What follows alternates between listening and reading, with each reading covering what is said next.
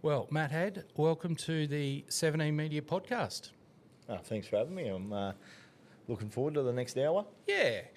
I guess it's a great opportunity with our mutual friends at Barton's being able to make this come together. They've been a great supporter of the Wynnum Manly Seagulls for a long time, and I'm very fortunate they're a supporter of this podcast. They do a lot for junior rugby league, seniors. The guys there are pretty good, so a big shout out to them. We're just about trying to get a transition for kids and parents and that to understand. And you've done a fair bit in the game, being able to play as a junior, I guess, and then at the elite level in a couple of different continents, and then now being the head coach at this prestigious club. I guess if we can just head back to the start and investigate sort of where you played your junior footy and what you loved about it. Yeah, well, I was born in Wagga Wagga, New South Wales, country town, but moved to Dapto when I was really young, around 4 years old, and I've got a older brother, an older sister, mum and dad, and at the time my brother was playing footy. Must have been, he's 6 years older than me, so must have been playing under 10s at Dapto Canaries, and we're out the front yard actually. Not that I remember any of this type of stuff, but the stories I've been told, and just out the front yard playing footy with him and his mates, and in the street there was a under 7s Dapto coach that his son obviously was the same age as me, and they were playing football down at the Canaries, and must have just seen us playing there every afternoon, and stopped the car and asked mum and dad if I wanted to go down and play. Game. So it started from there. Obviously, the stories that I'm told, that when the games would be on Saturday morning, I'd be out there and I'd be probably sitting on the wing and picking the daisies out of the grass, and not doing a hell of a lot at, I suppose, 4.5 years old. But I suppose just having the older brother, my sister, and my mum and dad. My dad was on the secretary for the Junior Rugby League, and every Saturday morning I just remember him leaving the house early to go and set up the grounds and rope out the grounds, put the goalposts up and all those type of things, and then take off to my brother's game or my game, and those type of things. So I had a very good childhood in that sense, and Dapto Canaries were a great junior rugby league club for myself and my family. So I owe a lot of my football career to the place there. The Reed Park was our home ground, and a lot of times didn't have a lot of grass on it and stuff like that. So, but they were the days where... Bit of a tough old game. Yeah. I've seen a lot of the old footage, and I know myself when I was a young fella and playing sports reasonably poorly, there wasn't a lot of wearing footy boots back then. There was just a lot of bare feet and having a go on whatever bit of dirt and patch you could find. Yeah, I can still remember, not greatly, but I can still remember the Saturday mornings when you'd wake up and it was raining, and the game would get called off, and my day or my weekend would be ruined, and the tears would come and all that type of stuff. But there certainly wasn't many of those. It had to have plenty of rain for that to happen. The councils used to let you play, and by the time middle of winter rolled around, there wasn't much grass on the fields. But I just remember playing a lot of rugby league. So good. And, it was so much at Saturdays, you're training on the street. The amount of times you'd play touch footy on the road, and you'd yell out car when a car was coming, and all those type of things. That they're still parts of my childhood that I certainly remember, and which is a bit of a shame that they don't have it these days as much. I live in a cul-de-sac street, so my little boy's starting to get a bit of a feel of that, which takes me back. And I certainly think that's where a lot of my skills come from. Obviously playing with an older brother and his mates, but being on the road and having to not get tackled on the road or find a way to find a kick and all those type of things. So they're the things that I think our young players are missing these days, and probably the biggest reason we talk so much of a game about we don't develop our halves as much. and they're hard to develop because every player is different. Yep. But they were the things that I learnt without being taught it. Yeah. So that's what we're missing in the game. Yeah, it definitely was a different time, and the opportunity, like, you know, I know personally at 4 years between me and my brother, so he's 4 years younger. He was always pretty tough and pretty well up to speed for his age because he was kicking around with older brothers. So 6 years age difference there. You've certainly learned what consequences are pretty quick. Yeah, and obviously being the baby of the family, I was well looked after as well. Yes, yep. But yeah, I suppose in the winter it was rugby league, in the summer it was cricket, Yep. and my sister was really supportive of both my brother and I, and so she'd be everywhere or watching and those type of things. So, and she's 9 years older than me. So yeah, the people that you do hang around as a child or growing up certainly develop you faster or slower or any of those type of things. And as I said, I look at the footballers of today or anyone of the sport, I reckon the biggest difference in them is that they don't get the natural part of the game. Because if they're not at training, they're not doing the sport. So, and there's only so much you can teach in sport that, as I said before, that the natural part of it teaches you more. And when you're a kid, that's where you learn.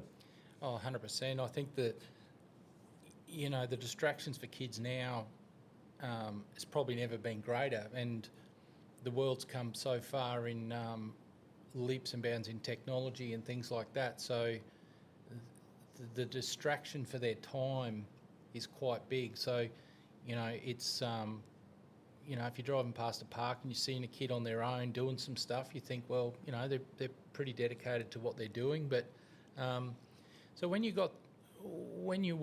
sort of dapto and then, you know, you're probably getting towards double figures, what was your preferred positions always the one you've had?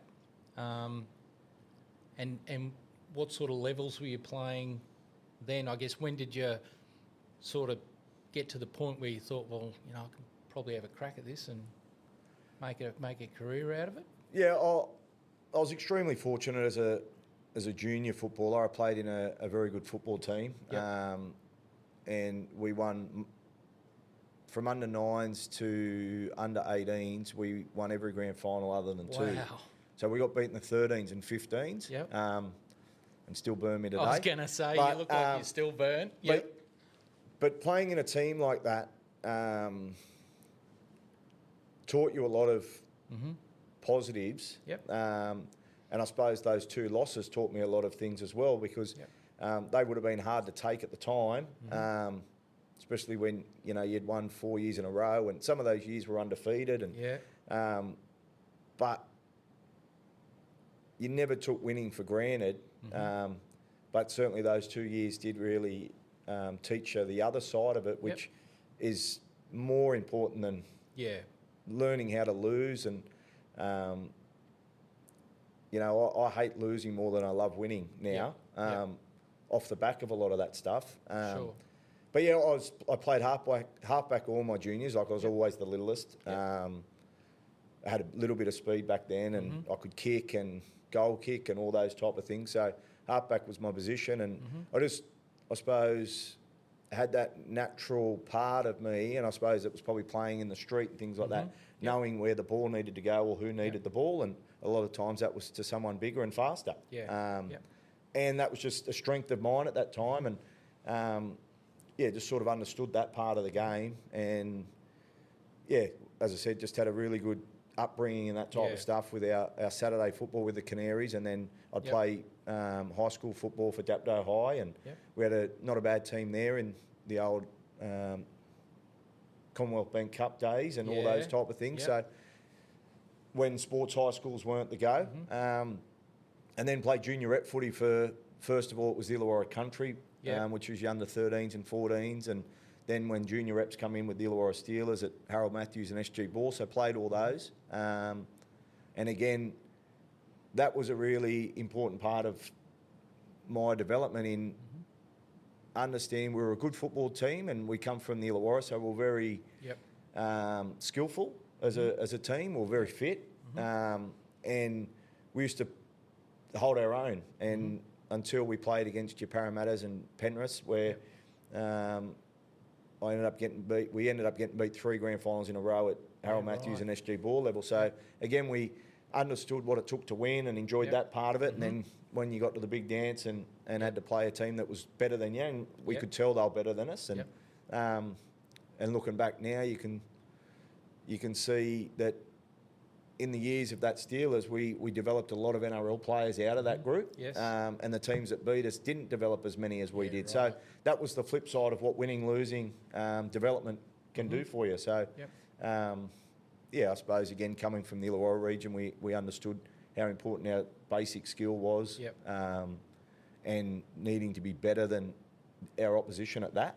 Yeah, I guess so. Like you say, that practice, that grounding, getting involved from an early age and really fine-tuning those skills is something that I guess our audience could probably, like just after a quick chat now I'm taking out of it's just if you can have the opportunity to have a footy in your hand, go for it. Yeah, you got to.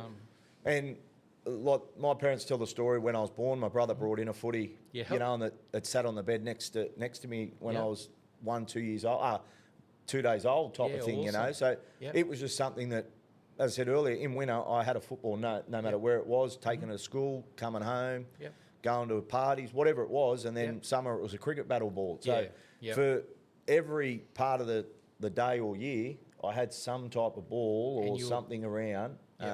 Developing your skills, muscle memory, getting, and I guess it's the old cliche, but when things come down to it and you get your moment, it's all that preparation that enables you to execute on the day and win all those grand finals. Yep, spot on.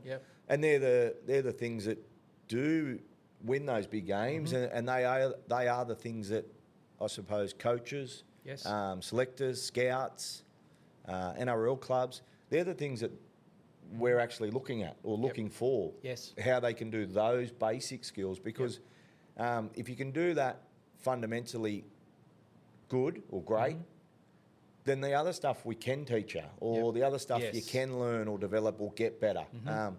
But if you don't have the right way to hold the football or pass it, or the vision to see who should get it, or even have the ability to put your body in front defensively, or understand how you should tackle, those things is what people look for. And if you can't do it or not as good as you should be, you're sort of not even getting looked at. Like you might have a flash in the pants type of moment in the game where we'll get someone to look at you, but then you go, oh well, he catches the ball on his chest all the time, or his pass from left to right isn't great, or any of those type of things. And at the higher levels you go, there's not always a lot of time to work on them again.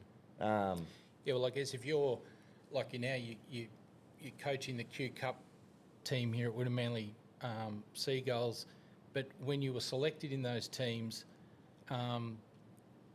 there'd probably be a lot of basic fundamentals that you would expect your players, and as a player, to bring to the table. Like, if you're in that elite sort of squad, you're getting fine-tuned. They're not there to teach you how to catch and pass. Probably finesse it a little bit, but the basics, like you say, if you don't get that, and I've videoed a lot of junior games, and you've seen the kids that are just freaks, and they're the kids that are, you see them in the school photos, they're carrying the footy. You see them downtown, they're carrying a footy. And they just live and breathe it. And it's good that it, that is the foundation for success down the track. Yeah, absolutely. And if you're not doing it, someone else is doing it. So, absolutely, get involved. How did you go, like, when you were coming through, was there like managers, was there scouts, were people headhunting, and did you get noticed, and mum and dad approached and say we want to sign Matt to our team, and how does that process sort of work? Because I guess a lot of our audience don't really know too much about the fine art of how things go on in rugby league unless they've got a star player. Yeah, and I think it was very early agents or managers or any of that type of stuff. I think when I became signed for the first time, I think at 16 I was. But I look at it now, and I was probably deserved to be signed by a manager or whatever the case was with where we're going with football. And that's what I think about now is if you're going well enough, you'll be picked up or you'll be found or something along those lines. And where I think these days we seem to chase a lot of stuff. But you're best off waiting for it to come because one, you've either deserved it, or two, there can be a plan for you as such. Sure. When you chase it, it's sort of where do we go now type of thing. So, I don't really remember a hell of a lot of it, to be honest. But I do. I was probably around that 16. I might have had a year at Harold Matthews at the time, or and then a manager. Was in touch. We knew him as well. He was a trainer at the Illawarra Steelers in my brother's age group. So we sort of knew of him. And then when he turned into being a manager, he was from the Wollongong area and asked if he could represent me. And we just didn't know any different, probably to a degree as well. And we're like, well, we know him and we'll go that way. And again, you look back at all that now, and if I had a manager or didn't have a manager, I still would have thought had the same type of career, you know. They can only open some doors potentially, but I was an Illawarra kid and I wasn't going anywhere, and the Steelers were keen to have me at the time. So look, I think in the current crop, there's some kids are signed, some kids aren't signed. Ultimately, what I'm learning sort of in doing my research and working out is the cream rises to the top sort of regardless of that. And but, you know, I guess some kids are signed now and they may wear it a badge of honour, but ultimately it's a game, and what we're doing on the field is what's done. And if you're playing well enough, then the right people are looking. I think with the chat with JB, like the infrastructure that you guys have got involved here now, looking at, talking to, finding the next players that are going to, come through and play for the Cup side. Hopefully, there's a lot going on behind the scenes that mum and dads just don't know about. So, it's interesting to hear, your insight through it, and having been there, done that, and saying, well, managers are handy, but they're not the be-all and end-all. And I think they play a great role in our sport.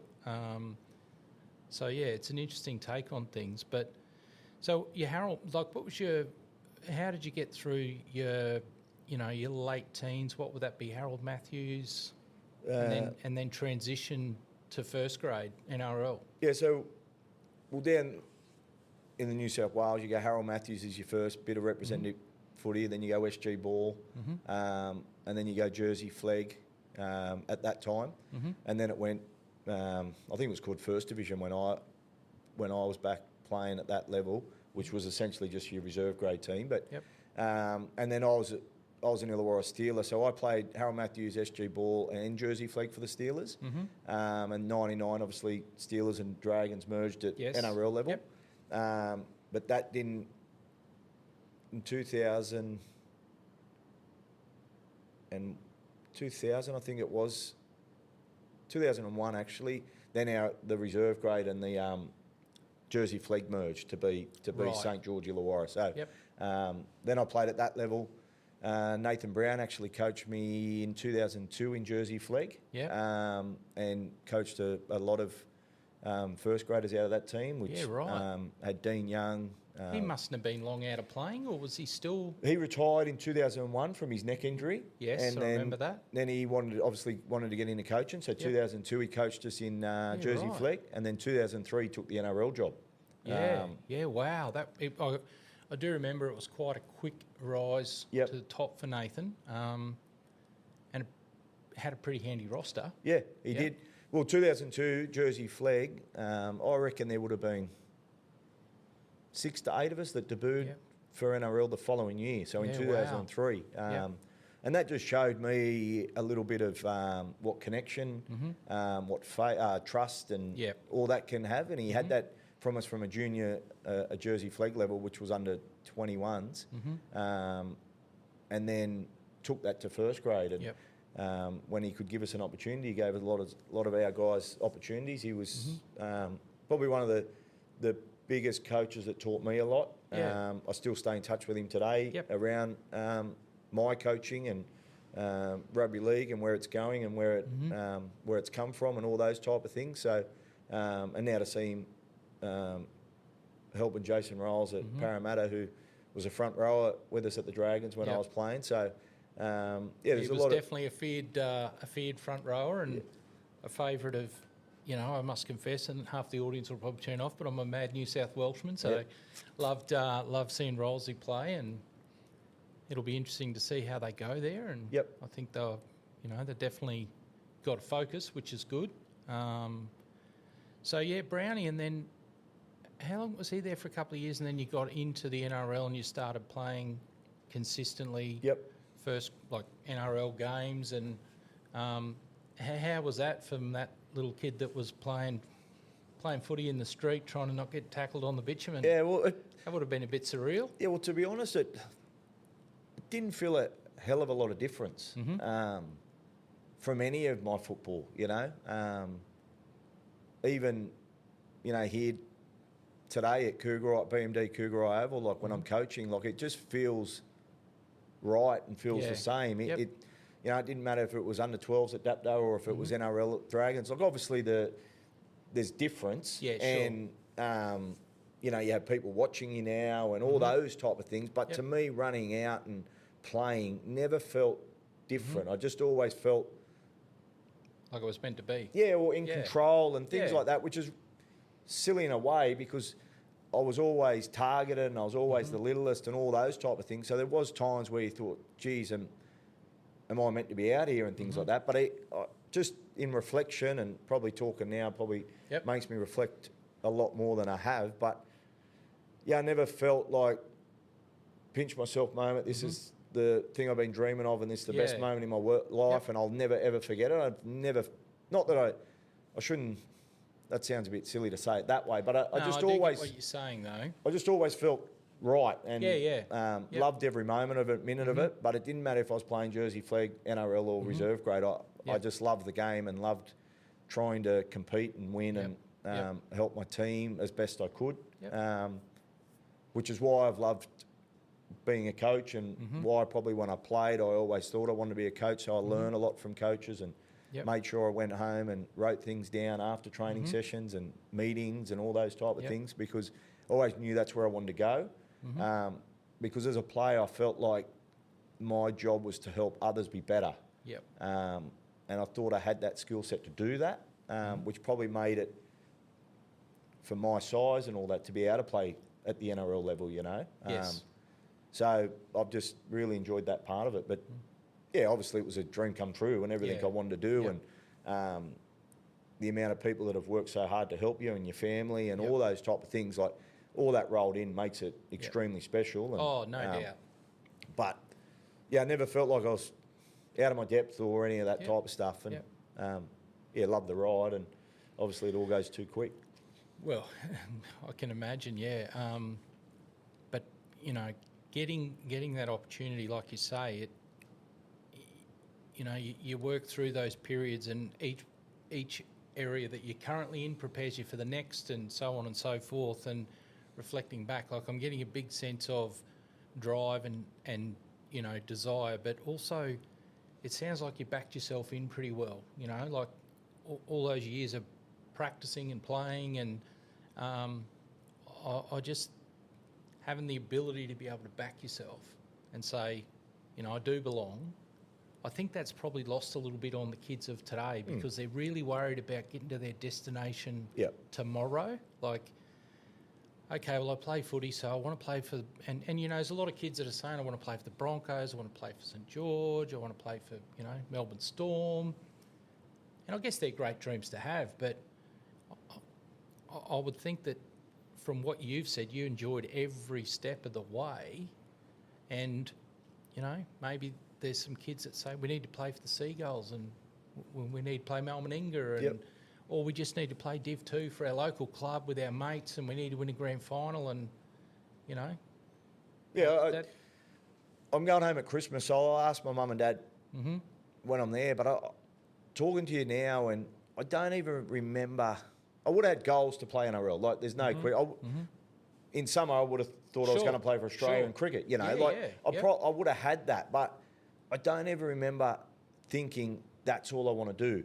Or that's all I want to go. I was always, I want to play now. I want to play with my mates at Dapto, or I want to play with my mates at school, or I want to play SG ball, or whatever it was, whatever game it was, or whatever I was in the moment in. That's all I cared about, and that was my NRL at the time. Absolutely. So, but I do see that in a lot of people now, and you do see it in a lot of things that people tell you should have goals and you should strive for them and all that, which is absolutely you should, but you can't forget now. You can't forget that what I do today has got to be better than yesterday.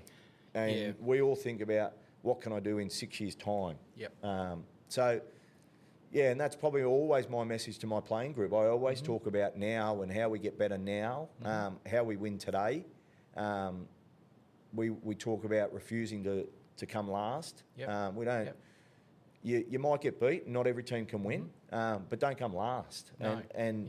And we want to be better than what we were yesterday. So that's what we talk about. We never talk about finishing top 4 or any of those type of things, because we all want to do that, right? And every club wants to. But I think that mindset, and whether you're in business, whether you're in sport, whatever it might be, if your main goal is to improve on yesterday, then the rest will come if you continue on that journey. Like, one thing you hear about business and sport and schooling and education and all that is the hard workers get the rewards. And, you know, I guess it just comes for an organisation. I've been fortunate to be involved in some great businesses, and those businesses with concise leadership and that continual look on improving is what separates the good from the great. Spot on. And businesses and sport are so together, aren't they? Like, you can see so many similarities to each other. And but at the end of the day, I'm just a believer in you get what you deserve. And you're either going to get it or you're not. Correct. Thinking about it or dreaming about it doesn't necessarily help you. No. If you can work hard every day to strive for your goal, then that's 100%. great. Like, you got to go for that. But I don't think I had that. I was always about today, and I've got to be better today than I was yesterday. And like, I could hear the outside noise with how small I was and all those type of things, but it didn't faze me, because I never thought about I'm going to be this size to play NRL. I was just this size to play that game. And then when I got to the NRL, I had guys inside and outside that would look after me, and all those type of things. So, I think we just get caught up too much on the destination, which you spoke about. But it's all about what's going to happen in years to come, and years to come might never come. You might change, like in a year's time, you might change, and you're in the NFL or whatever. You know what I mean? Like, so you just got to concentrate on now, and how today's better than yesterday, and tomorrow might not come. So why worry about it? Well, great story, great news, great information. Resilience is the thing to do. But all right, so playing in the NRL and it is, what a lot of our audience definitely wants to do. What do you think the differences between, say, playing NRL in Australia versus your time in the UK playing? Like, we all hear about the English Super League now, and we even have some players that go over there at the start of their career, come back, play NRL, and some go there to finish off their career. So as Aussies, we always think we've got the best teams and the best games and we're the best of everything, but is there a big difference between those two comps and challenges? Well, at the time when I went over, there was a huge difference in the speed of the game. The wrestle and things like that had sort of just come into NRL. But there was none of that in England. It was very touch footy style, like it was still, the kid in the the backyard playing. You know, Yep. you made your tackle, you got up, you went to marker and let the attack play on. You know, that was a big difference. The biggest difference that's still there now is that they just don't have the quality of teams. Yep. So they possibly have 4 teams, 5 teams. I haven't followed it too closely of late, but they would have that amount of number that could compete in our NRL, and then they'd have your back half of the team that are sort of the easy games, I suppose. Yep. Where in the NRL, there's no easy game. No. You know, if you know, I know West Tigers have got the wooden spoon the last couple of years, but they've won their fair share of games, and they've made teams work really hard to beat them, and all those type of things. So it's just that difference, I think, which is why you probably see them play a lot longer over there and things like that. That the competition's probably not as hard week in, week out. But it was a great life experience for me, and I can imagine. You know, I got coached over there by Peter Sharp, so another Australian coach that I'm still close with today and talk to, and taught me a lot. And he was just a great relationship type of coach, and so it's just, I suppose, the differences of Part of the journey. Yeah, part of the journey, which again was at the time I thought was the best thing that I was ever doing, and I didn't know I'd do anything differently, and so just a learning part to my career. So NRL bound players,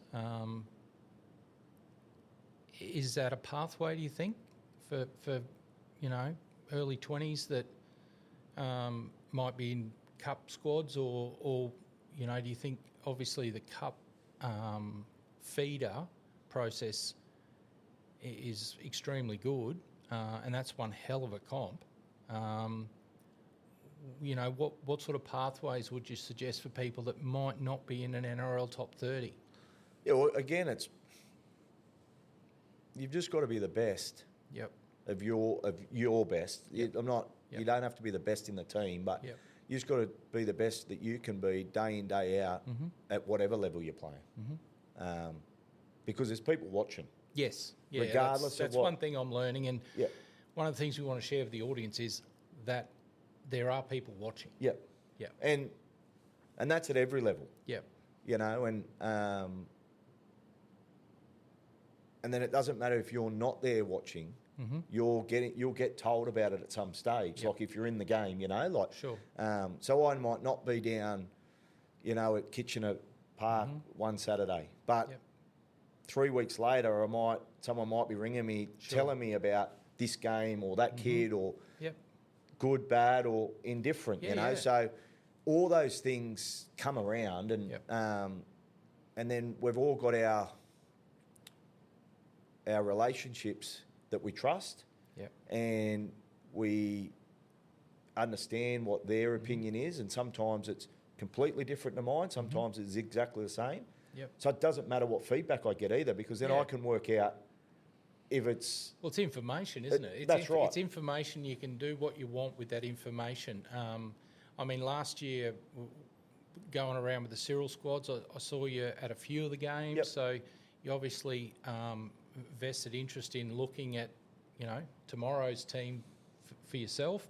So that's good to know, and you're 100% right. And the one thing that I'm learning, and the one thing I guess the audience needs to understand, is that people are watching all the time. Like, your son or daughter might be on a list somewhere, and there's a network that goes on behind the scenes, and information gets shared in that network. And so, you know, I joked with JB and I said, look, you know, I think a lot of the parents say to the kids on the way to the game, oh, there could be a scout there today to try and get the best out of them and pump them up. But I guess the reality is there could possibly be any other day ending in Y. Well, if there's not a scout there, the scout has someone there. Yeah. Or the scout knows someone there that will talk to him at some stage, him or her, or there's video. Yep. You know, so it gets seen regardless. Yep. And I suppose the biggest thing that I always talk about in my coaching, or what I look for, is I look for what their strengths are. Yep. And that's what I care about. I don't care about their weaknesses as such, because everyone's got them. And it'd be rude for you to just diss someone because of their weakness. You know, I had mine and all those type of things. So I try and find the strength in players and how that can adapt to whatever level they're going to play it or play it or not play. But it's when they go away from that strength or that strength isn't as good as it was weeks before or whatever. That's the stuff I'm looking for because that's right, because that's the player that we need. We need someone to be at their best week in, week out, and that helps us have trust in them to play for us, or to even say bypass us and go somewhere else because we think highly of them in that sense, you know. But when you've got inconsistency or you've got too much negative in your game, that's when you're not going to succeed anywhere, you know. And I think everyone just looks at trying to be the best player in the park, and you don't have to be the best player in the park to get picked up. Yeah, it's funny. I had the benefit of being involved in a activation with work that was involved with some army guys from the SAS. Yep. And I remember one night over a couple of cold beverages, one of the guys was talking about when he went through the selection process. And his whole game was that he just focused on one person, and he focused on being stronger, faster, and better at all the skills of that one person. And now they never knew that he was concentrating on them. Yep. But that was his game. And then when it came to getting cut, that person to get cut, he picked someone new. And he said that was an interesting way, which I thought was fantastic. Because he said, you don't have to beat 30, you just got to beat one. It's like, you don't have to outswim the shark, you just got to outswim the slowest. Yep. So I think it's important that you're saying about not having to be the best, but just be consistent. And I guess that comes with engagement too, doesn't it? Yeah. They wander off from the game because something didn't go their way, and they lose engagement, therefore they lose focus on being consistent. Spot on. And that's what we talk at this club now. We talk about not coming last. Yep. You know, and that's what your mate was wanting to be. 100%. He was thinking, and he might have been wrong at the time, but his mindset, or I assume, was thinking, if they're going to cut one, there's going to always be one behind me. Correct. And they might have cut five, so he might have got 100%. burnt. But that was his mindset. Yep. And that's the same mindset that I'm trying to deliver to our playing group here in our club about we just don't want to be last. And you'll talk to a lot of people that will say you can't talk in that language because it's a negative mind. Because you're talking about last, and people want to talk about winning or first or any of those type of things. But I'm a big believer in not everyone can, especially in our sport, not everyone can win the grand final. No, only one team can. So if we don't win it, have we failed? And we can't look at it that way. No. So we're on a journey, and the first year here we got beat in the prelim. Second year here we got beat in the first week of the semis. Now, we didn't finish where we wanted to or what we wanted to do, but if we're still on the journey of not coming last, in a sense, and driving to win, because we all want to win, and so like that's what we're after. But if we don't win it, it's not failure. And as long as we're getting better each week, each day and each week and each season, and that's the plan for us, you know. Well, you know, like you say, it is a comp. Someone's got to come last. Someone's going to win the trophy. And ultimately, I guess, I understand what you're saying with people, that mindset of, you know, talking about coming last and, you know, but I can look at it the other way too and going, that's a motivation. So, you know, we talked about the Tigers having the spoon the last few years. Now, surely there wouldn't be one person in that organisation that is comfortable with that or happy about that. But ultimately that competition is so good that there has to be someone that comes last. We weren't that long ago, the Broncos were getting the wooden spoon. But how do you come last and then win it the next year? Yeah. Very hard to do that. Oh. You know, and I talk to the players here, right? So when you do fitness drills, someone's got to come last. Right? And when you do skills, someone's got to be last in it or worst, or like, you know, we talk as last. But don't be last all the time. No. So when you go and get a drink, be first to the drink then. Yeah. You know what I mean? Don't be last. And that's what I look at for my players, because no one's as fit as our fittest bloke. That's the hardest thing. So he's always going to come second to him. Yes. which is fine. Yeah. But absolutely. don't always come last to the whole Yep. group. And if you are last in that, well, make sure you're first in the gym or first somewhere else, or Yep. and not even first, to be fair. Like, just don't be last. Yeah, be better than where you were. Like That's right. And that's the thing. You know, I reckon after 10 years of filming these young kids playing footy, they come in all shapes and sizes. So someone who is an absolute, you know, I remember in the comp that we were filming, there was an absolute standout, 11 and 12 years old. He was fast, he was strong, and everyone was in awe of him. He could just score tries at will, and in the end, he just ended up taking a teammate with him and passing him the ball over the line so they could have some scores, tries. But it didn't take too long for him to come back to the pack. Yep. And then when he comes back to the pack, they're just another one of those players. So, you know, like they could be in your drills and they could be thinking they're not that fit today. Yep. But then a bit of dedication, a bit of effort and genetics and changing, and then they're right back in it. Yep. The biggest thing is, I guess, is if you love it, don't give up. That's right. And it doesn't matter how good, bad, or fit, slow you are. Someone either doesn't need you Yep. or someone wants you, you know. And that best kid, right, like, could be playing somewhere and the scouts just don't need that type of player Yeah. Yep. because they've got 1, 2, 3 of them already. So it doesn't mean that because you're playing in that team and he doesn't get picked up, that you're never going to get picked up. Yeah, correct. They might be looking at the body shape of you or whatever the case is. Yeah. So there's so many times I hear stories of that type of stuff. I'm the best, or he's the best in the team, or she is, and not getting picked up. Well, it's not always you. Sometimes it's where they're correct. looking. Correct. And then there's others that are never looked at in their peers or the parents Yes. or any of that. Yep. But a club or someone thinks that's the player we need in our footy club because we know that he's best and worst are so close together. Yep. We can work on the other things or any of that type of stuff. So sometimes it's where you are at the moment. Yep. On your actual journey. That's right. Yeah. But my advice would be don't have too big of a difference between your best and worst and just work hard on your strength because at the end of the day, that's the thing that's going to get you noticed. Yep. But as soon as your strength goes backwards, we know, or my feeling is you're not working on that anymore. Yeah. You got comfortable. Yeah, and yeah. I don't want that player, you know? Yep. So they're the things that, just stay in today, I suppose. Yep. Yeah, and that, you know, that's a great, I guess, insight for people to be able to go, you know, your time will come. One thing I'm learning is hard work, good attitude and dedication. Would I be right in saying that they nearly beat talent every day?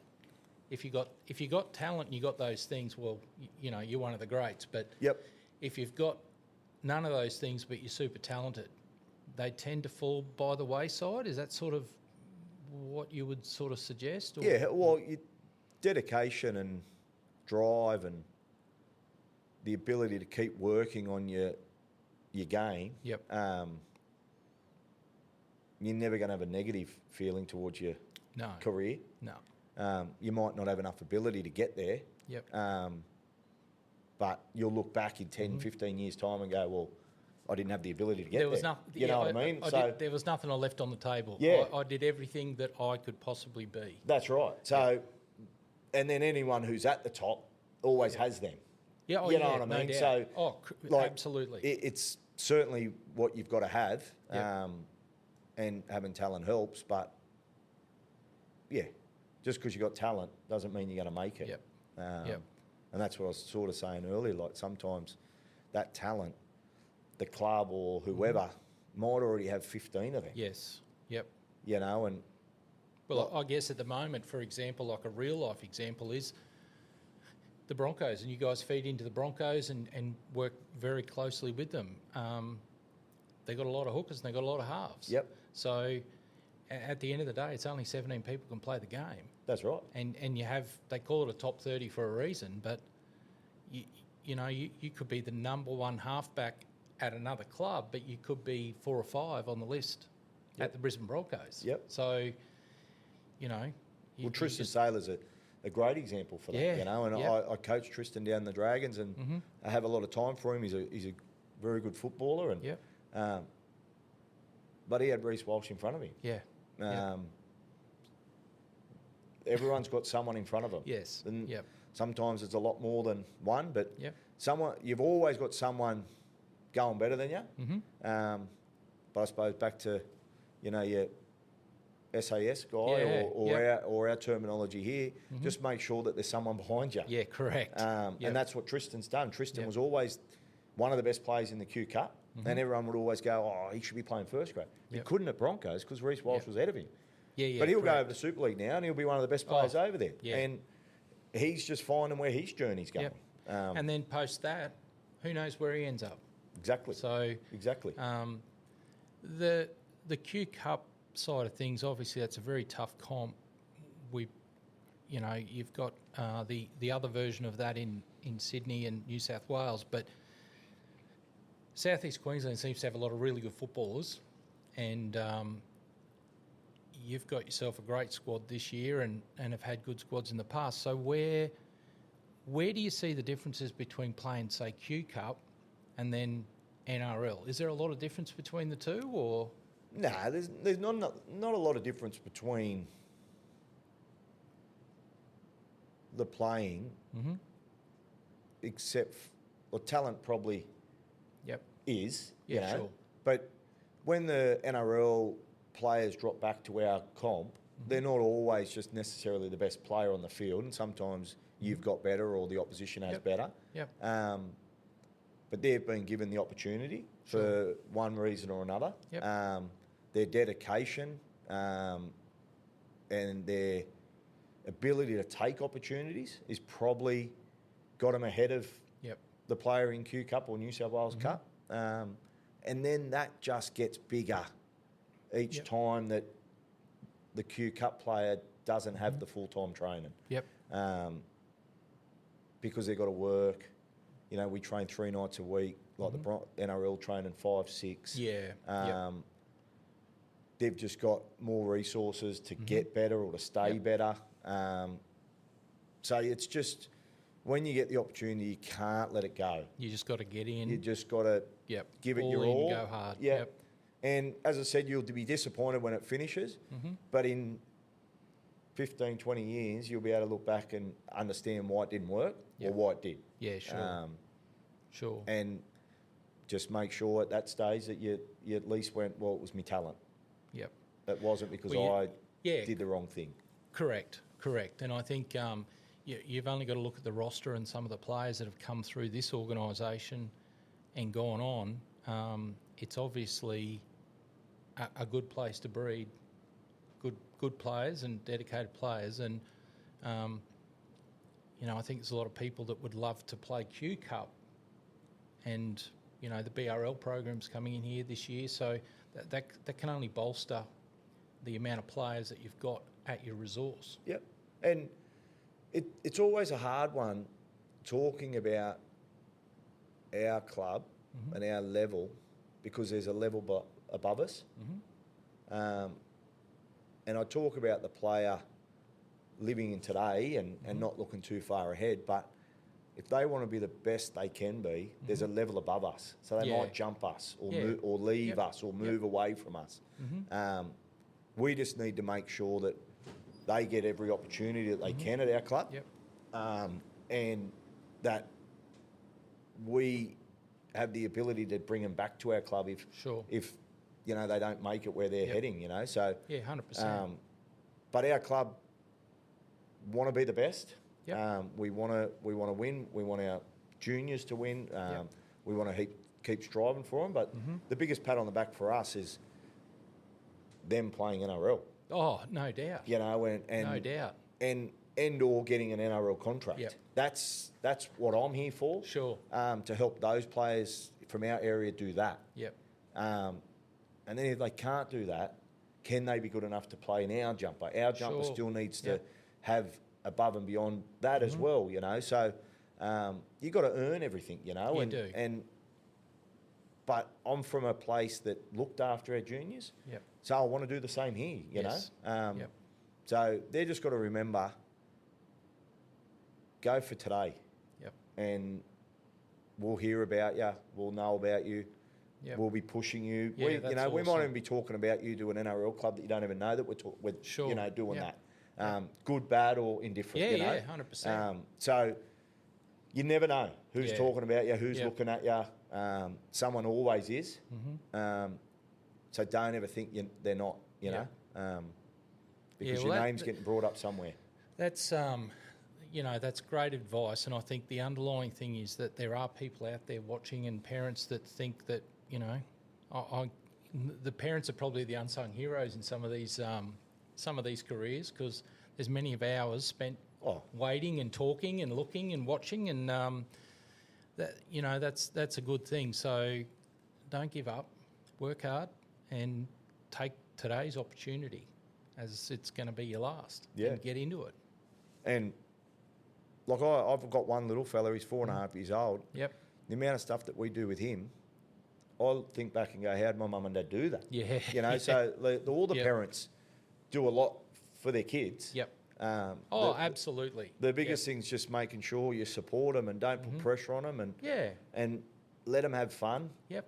And when they look too far ahead, bring them back to the moment and Yep. enjoy trying to win. Enjoy today. Yeah. Enjoy, winning that next game, and Yep. and work on being a good person too. Yeah. Because ultimately there's a lot more than just the playing. We see that there's a lot of other things that NRL players and coaches and staff have to do that isn't playing the game of football. Yep. So the good people, they tend to rise to the top. So Well, they definitely do, yeah, because absolutely. there's so many players out there in any sport that are exactly the same level, Yep. but being the good person or coming from a good family or Yep. understanding the rights and wrongs of that, Yep. they certainly do Yep. get put above the line. Yep. 100%. And it doesn't matter what background you've come from Yeah. or what your life was, as long as you can resemble a good person, clubs will help you.